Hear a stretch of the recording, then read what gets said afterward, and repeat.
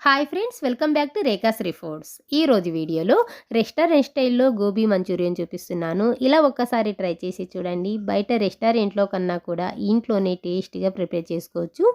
ఇంకా ఈ ప్రాసెస్ ఏంటో చూద్దాము. దీనికోసం ముందుగా నేను ఇక్కడ ఒక 3 కప్పుల వరకు క్యాలీఫ్లవర్ని క్లీన్ చేసుకొని తీసుకున్నాను. ఈ సైజు ముక్కలుగా కట్ చేసుకొని తీసుకోండి.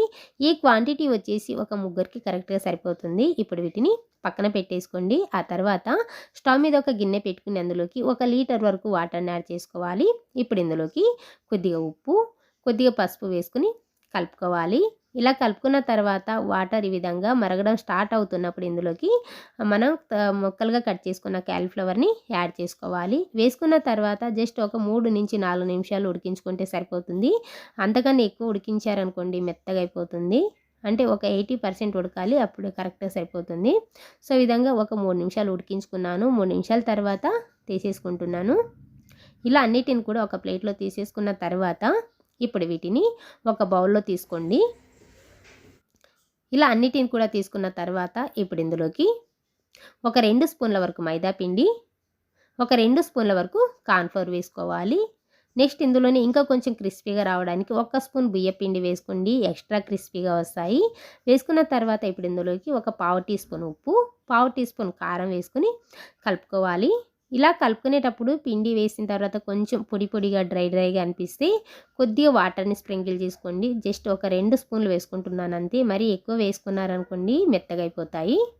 సో ఈ విధంగా కోటింగ్ పట్టే విధంగా వాటర్ని అప్లై చేసుకోండి. వేసుకున్న తర్వాత ఇదంతా కూడా ఒకసారి బాగా మిక్స్ చేసుకోవాలి. ఇలా మిక్స్ చేసుకున్న తర్వాత ఇది నానాల్సిన అవసరం లేదు, డైరెక్ట్గా ఫ్రై చేసేసుకోవచ్చు. ఇప్పుడు దీన్ని పక్కన పెట్టేసుకుని డీప్ ఫ్రైకి సరిపడా ఆయిల్ పెట్టుకోండి.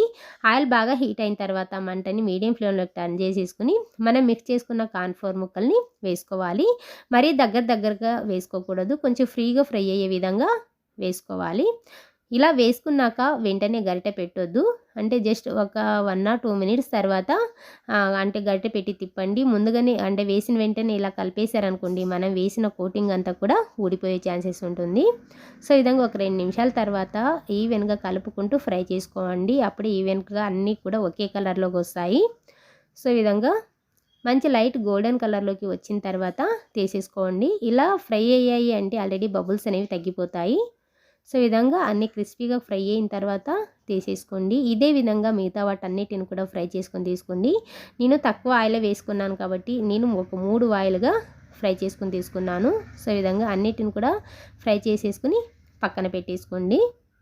ఆ తర్వాత ఒక బౌల్లోకి ఒక 2 స్పూన్ల వరకు టమాటా సాస్ తీసుకున్నాను. ఈ స్పూన్తో, అంటే ఇది టీ స్పూన్ కాదు టేబుల్ స్పూను, ఈ స్పూన్ క్వాంటిటీతో ఒక 2 స్పూన్లు టమాటా సాస్ వేసుకున్నాను. ఇప్పుడు ఇందులోకి 1 స్పూన్ వెనిగర్,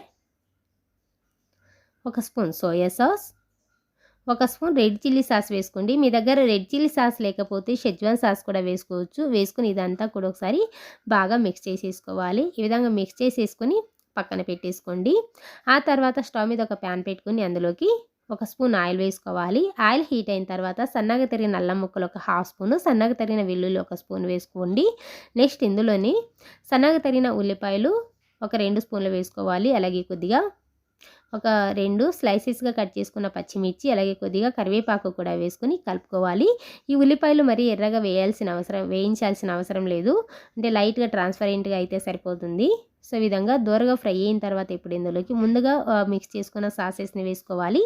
ఇది చైనీస్ ఫుడ్ కాబట్టి హై ఫ్లేమ్లో పెట్టుకుని చేసుకోవాలి కంపల్సరీ. అందుకని ఇలా ముందుగానే సాసెస్ అన్నిటిని కూడా మిక్స్ చేసుకుని పెట్టుకున్నారనుకోండి మాడిపోకుండా ఉంటాయి.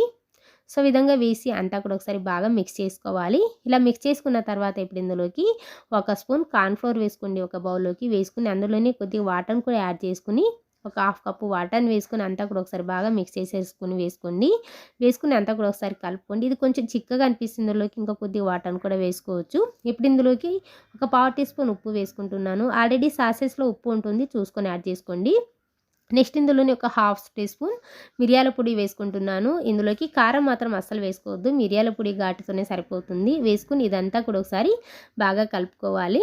ఇలా కలుపుకున్న తర్వాత ఇప్పుడు ఇందులోకి కన్సిస్టెన్సీ అనేది కొంచెం చిక్కగా ఉండేలాగా చూసుకోవాలి కంపల్సరీ. ఆ తర్వాత ఇందులోకి ముందుగా ఫ్రై చేసుకున్న క్యాలీఫ్లవర్ ముక్కల్ని యాడ్ చేసుకుని ఈ సాసెస్ అంతా కూడా కోట్ అయ్యే విధంగా కలుపుకోవాలి. ఒకవేళ టాస్ చేసుకునేలా ఉంటే టాస్ చేసేసుకోండి. ఇలా కలుపుకున్న తర్వాత లాస్ట్‌లో సన్నగా తరిగిన కొత్తిమీర కానీ లేదా ఉల్లికాడలతో కానీ బాగా మిక్స్ చేసేసుకొని వేడి వేడిగా సర్వ్ చేసుకోవడమే. అంతే, చాలా ఈజీగా చేసుకోవచ్చు. ఈ రెసిపీ నచ్చితే మాత్రం లైక్ చేసి అలాగే సబ్స్క్రైబ్ చేసుకోవడం మాత్రం అస్సలు మర్చిపోకండి. Thank you.